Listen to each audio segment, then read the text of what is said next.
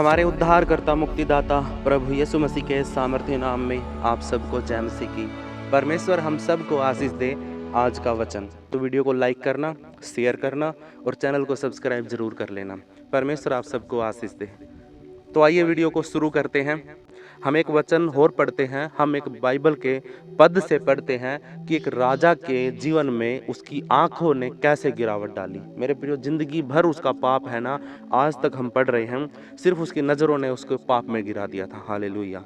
हम वचन पढ़ते हैं दूसरा शमूएल उसको 11 वचन से शुरू करते हैं और हम पूरे पद को पढ़ेंगे। आपने अपनी बाइबल को निकालो, खोलो और दूसरा शमूएल उसका 11 वचन को निकाल लो। इसी वक्त हम पढ़ना शुरू करते हैं। फिर जिस समय राजा लोग युद्ध करने को निकला करते हैं, उस समय अर्थात वर्ष के आरंभ में दाऊद ने योआब को और उसके संग अपने सेवकों और समस्त इजराइलियों को भेजा और उन्होंने अम्मोनियों का नाश किया और रब्बाह नगर को घेर लिया, परंतु दाऊद यरूशलेम में ही रह गया। हालेलुया। ये जो बात यहाँ पे पढ़ी हमने, इसमें राजा दाऊद के बारे में बात चल रही है। ये किसी देश के ऊपर हमला करने के लिए गया था, वहाँ पे ये तो यरूशलेम में रह गया और इसके जो समस्त जितने भी अधिकारी थे, जितने भी इसके साथी थे, सारे के सारे इसने उस जगह पर भेज दिए थे जहाँ पे युद्ध होना था। हालेलुया। उसके बाद हम दूसरा वचन पढ़ते हैं। सांझ के समय दाऊद पलंग पर से उठकर राजभवन की छत पर टहल रहा था और छत पर से उसको एक स्त्री जो अति सुंदर थी नहाती हुई देख पड़ी। हालेलुया। हम यहाँ तक पढ़ते हैं। यहाँ पे राजा दाऊद है ना, टहल रहा था अपने आंगन में। वो पलंग पे बैठा हुआ था, उठ के खड़ा हुआ और टहलने के लिए चला। उसने अपने ऊपर से, जहाँ पे वो खड़ा था ऊंची जगह थी, उस जगह से उसने देखा कि घर के अंदर कोई सुंदर औरत है, वो नहा रही थी। उसको नहाती हुई को देखकर इसकी आंखों ने इसको गिराने का काम करना शुरू कर दिया। और मेरे प्रियो, ये है ना, राजा था तो राजा के हाथ में, उसके कंट्रोल में सब कुछ होता है। उसने क्या किया, तुरंत उसके सेवकों को बुलाया और फिर क्या हुआ देखो। जब दाऊद ने भेजकर उस स्त्री को पुछवाया, तब किसी ने कहा, क्या यह एलियाम की बेटी और हित्ती उरिय्याह की पत्नी बत्शेबा नहीं है? हालेलुया। राजा दाऊद ने अपनी आंखों से उस औरत को नहाती हुई को देखा। उसके मन में बहुत गलत विचार गए और उसने है ना अपने सेवकों को बुलाया और पुछवाया कि ये औरत कौन है, कहाँ की है, किसकी पत्नी है, किसकी बेटी है। और फिर लोगों ने, उसके सेवकों ने उसको बताया कि ये तो वो है, हित्ती उरिय्याह की पत्नी है। और वो हित्ती उरिय्याह मतलब हित्ती जाति है और उरिय्याह कोई आदमी का नाम है। तो वो है ना राजा दाऊद की सेना में सेनापति था। हालेलुया। और ये उस सेनापति की पत्नी थी। हालेलुया। तब दाऊद ने दूत भेजकर उसे बुलवा लिया और वह दाऊद के पास आई और वह उसके साथ सोया। हालेलुया। मेरे प्रियो, जब राजा किसी को ऑर्डर देता था उस समय पे, तो कोई मना नहीं कर सकता था। चाहे वो औरत हो, चाहे वो आदमी हो, कोई भी हो, वो मना नहीं कर पाता था। लेकिन राजा दाऊद ने जब उसको बुलवाया, फोर्स से उसके साथ सोया या फिर उसकी रजामंदी में सोया या फिर उसको लालच दे के सोया, ये मायने नहीं रखता हूँ। लेकिन मेरे प्रियो, उसने अपनी आंखों के द्वारा उस पाप को कर दिया। हालेलुया। और फिर मेरे प्रियो, थोड़ा और आगे पढ़ते हम। यहाँ पे ब्रैकेट में कुछ लिखा हुआ, वह तो ऋतु से शुद्ध हो गई थी। मतलब इसका मैं थोड़ा सा बताना चाहता हूँ, जो मेरी बहनें हैं उनको सब पता है इसके बारे में। ये मासिक धर्म होता है। जिस औरत को ये मासिक धर्म होता है वो 7 दिन के लिए होता है। हर 7 दिन के अंदर वो किसी के साथ बैठती है, किसी के साथ उठती है, तो वो भी उसके साथ अशुद्ध हो जाता है। मतलब इन 7 दिनों के अंदर उस औरत को अशुद्ध माना जाता था। उसके पास नहीं बैठा जाता था, उसके साथ सोया नहीं जाता था। लेकिन मेरे प्रियो, जब उसने उसको नहाती हुई को देखा, तो वो है ना 7वां दिन उसका पूरा हो चुका था। वो अपने मासिक धर्म से निजात पाकर, उसको पूरा होने के बाद वो नहा रही थी। उसी समय राजा दाऊद ने उसको नहाते हुए देखा और फिर उसको बुलाया और बुलाने के बाद उसके साथ वो सोया और वह विचार किया। और मेरे प्रियो, उसने है ना सबसे बड़ा पाप अपनी जिंदगी का उसने कर दिया। हालेलुया। 5वां वचन कहता, और वह स्त्री गर्भवती हुई, तब दाऊद के पास कहला भेजा कि मुझे गर्भ है। हालेलुया। मेरे प्रियो, जब कोई औरत है ना किसी गैर मर्द के साथ संभोग में गर्भवती हो जाती है, तो वो दोनों है ना पापी हो जाते हैं। दोनों के ऊपर दंड की आज्ञा होती है। उन दोनों को पथराव करके मार दिया जाता था। ये कुछ कंडीशन थी वहाँ पे जो पकड़े जाते हैं। तो वो औरत जब गर्भवती हो गई थी राजा दाऊद से, तो वो राजा दाऊद के पास उसने कहला भेजा कि वो गर्भवती हो गई है। तब दाऊद ने योआब के पास कहला भेजा, हित्ती उरिय्याह को मेरे पास भेज। हालेलुया। अब आप है ना ये ध्यान रखना, हित्ती उरिय्याह जो है वो उस लेडीज का पति है और जो राजा की सेना में सेनापति है। हालेलुया। तो राजा दाऊद ने योआब को भेजा उरिय्याह को बुलाने के लिए। तब योआब ने उरिय्याह को दाऊद के पास भेज दिया। जब उरिय्याह उसके पास आया तब दाऊद ने उससे योआब और सेना का कुशल अक्षेम और सुध का हाल पूछा। हालेलुया। क्योंकि वो सेनापति था तो उसने है ना अपने सैनिकों का और सिचुएशन का सारा हाल चाल पूछा कि वहाँ पे कैसे क्या चल रहा है, जहाँ पे तुम युद्ध कर रहे हो, जहाँ से तुम लड़ाई कर रहे हो, उस जगह पर सब कुछ कुशल मंगल है या नहीं है, ये सब कुछ हाल चाल उसका पूछा। तब दाऊद ने उरिय्याह से कहा, अपने घर जाकर अपने पांव धो। और उरिय्याह राजभवन से निकला और उसके पीछे राजा के पास से कुछ इनाम भेजा गया। परंतु उरिय्याह अपने स्वामी के सब सेवकों के संग राजभवन के द्वार में लेट गया और अपने घर न गया। हालेलुया।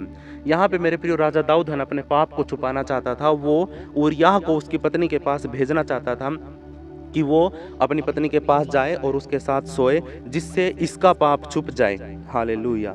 इसलिए ये है ना उस सेनापति को उसकी पत्नी के पास वापस भेजना चाहता था। लेकिन मेरे प्रियो ये जो उरिय्याह था ये है ना अपनी पत्नी के पास अपने घर पे नहीं गया, क्योंकि ये नहीं चाहता था कि मैं अपने साथ के साथियों को छोड़कर यहाँ से जाऊँ, अपने राजा को छोड़कर यहाँ से जाऊँ, और मैं नहीं जाऊँगा, और वो नहीं गया। हालेलुया। जब दाऊद को यह समाचार मिला कि उरिय्याह अपने घर नहीं गया, तब दाऊद ने उरिय्याह से कहा, क्या तू यात्रा करके नहीं आया है तो अपने घर क्यों नहीं गया। हालेलुया। राजा दाऊद उसे फोर्स कर रहा है, उसको मना रहा है कि तू थका हुआ है, तूने बहुत युद्ध किया है, मैं तुझे कहता हूं कि तू अपने घर जा, लेकिन वो नहीं जाता है। उरिय्याह ने दाऊद से कहा, जब संदूक और इज़राइल और यहूदा झोपड़ियों में रहते हैं और मेरा स्वामी योआब और मेरे स्वामी के सेवक खुले मैदान में डेरे डाले हुए हैं, तो क्या मैं घर जाकर खाऊं पीऊं और अपनी पत्नी के साथ सोऊं। हालेलुया। मेरे प्रिय देखो ये जो उरिय्याह है कितना अच्छा सेवक है। हालेलुया। ये क्या कहता है राजा दाऊद को कि हे मेरे राजा, मेरे साथी और मेरा स्वामी तो यहाँ पे पड़े हैं कैंपों के अंदर युद्ध लड़ने के लिए, लेकिन आप मुझे कह रहे हो कि मैं अपने घर जाऊं और मैं अपने घर में जाके खाऊं पीऊं और मुंह धोऊं और सो जाऊं अपनी पत्नी के साथ। ऐसा नहीं होगा। हालेलुया। ये एक अच्छा सेवक था, अच्छा सेनापति था, इसलिए ये राजा से कहता है कि हे राजा, मैं नहीं जाऊंगा, मैं आपके साथ ही रहूंगा। यहाँ पे डेरों के अंदर हम पड़े हैं, मैं अपने घर में चैन की नींद नहीं सो सकता। हालेलुया। और वो ये भी कहता है कि तेरे जीवन की शपथ और तेरे प्राण की शपथ कि मैं ऐसा काम नहीं करने का। हालेलुया। ये तो है ना शपथ भी खाता है। ये कहता है कि मैं अपने साथियों को, अपने स्वामी को छोड़कर नहीं जाऊंगा, अपने घर पे नहीं जाऊंगा। 12 वचन में दाऊद ने उरिय्याह से कहा, आज यही रह और कल मैं तुझे विदा करूंगा। हालेलुया। राजा दाऊद फिर भी नहीं मान रहा, वो फिर भी ये कह रहा है कि कोई बात नहीं, तू आज तो यहाँ पे रह, मैं कल तुझे यहाँ से भेज दूंगा। इसलिए उरिय्याह उस दिन और दूसरे दिन भी यरूशलेम में ही रहा।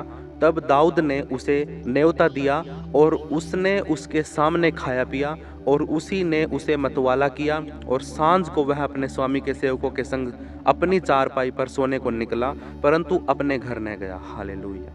मेरे प्रियो, राजा दाऊद ने है ना सारे हथियार अपना लिए, सारे तरीके अपना लिए कि वो उस सेनापति को उसकी पत्नी के पास भेजना चाहता था, क्योंकि राजा दाऊद ने उस पत्नी के साथ व्यभिचार किया था और वो गर्भवती थी।